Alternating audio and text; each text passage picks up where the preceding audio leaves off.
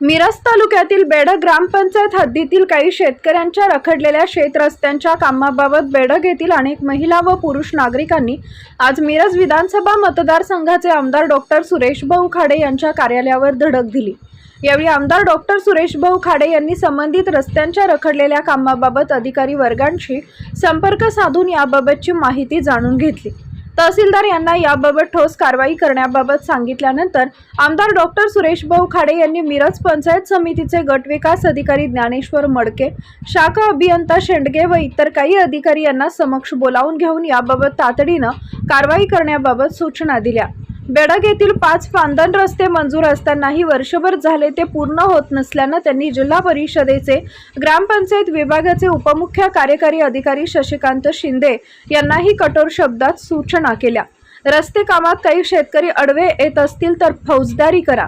रस्त्याचं काम पूर्ण होईपर्यंत रस्त्याच्या कामात अडथळा आणणाऱ्यांना बाहेर येऊ न देण्याची व्यवस्था मी करतो, असं सांगत आमदार डॉक्टर सुरेशभाऊ खाडे यांनी भर उन्हातान्हात रस्त्यासाठी आलेल्या नागरिकांची संख्याच व्हिडिओ कॉलद्वारे उपमुख्य कार्यकारी अधिकारी शशिकांत शिंदे यांना दाखवली। या प्रसंगी बेडग व परिसरातील असंख्य महिला व पुरुष नागरिक मोठ्या संख्येने उपस्थित होते।